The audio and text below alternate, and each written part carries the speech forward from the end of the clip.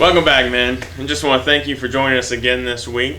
I hope everyone's week's been going well and all is well with y'all's family. And so just want to take a few minutes to look at a couple verses out of Colossians, specifically in Colossians 3.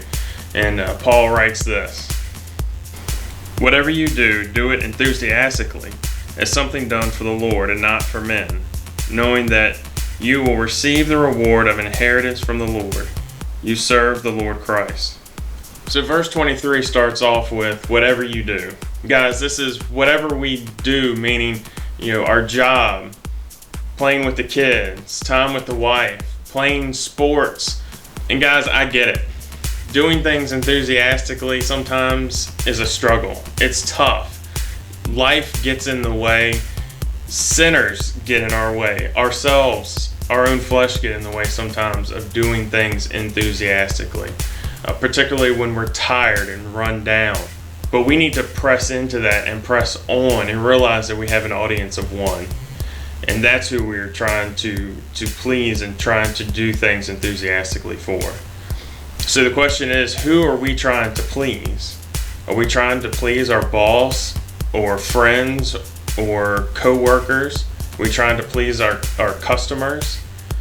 Or are we trying to please God? So guys, as we press into this and we think about doing things enthusiastically, we need to remember that we have an audience of one. The time Jesus was being tempted in the wilderness, he saw past that temptation with the devil. The devils told him, said, "Hey, I will allow you to have full reign on the kingdoms of the earth if you bow down to me." But because Jesus didn't listen to him, because Jesus saw further than the devil could into the future, looking into what would be his reward for a successful mission, he did not bow down to the devil. He looked forward to that reward. And guys, that's what we need to be doing as well, is looking forward to that reward.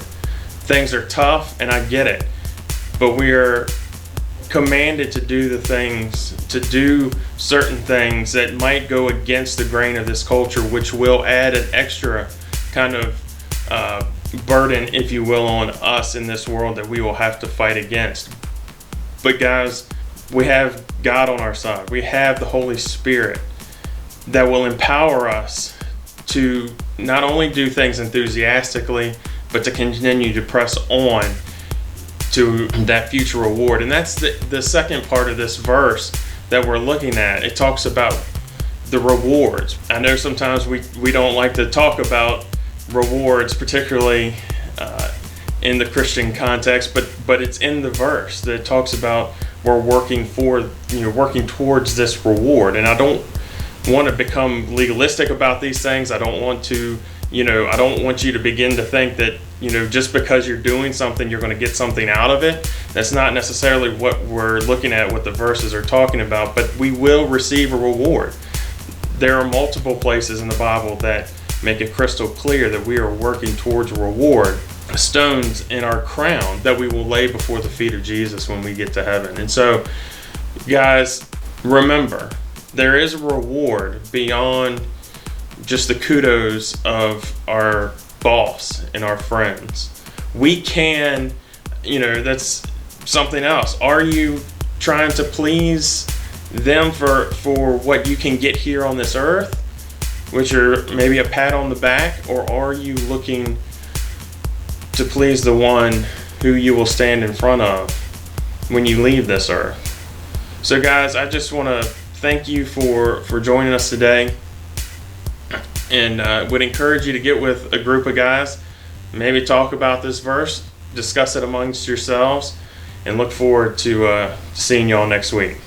And remember, suit up and get ready for battle.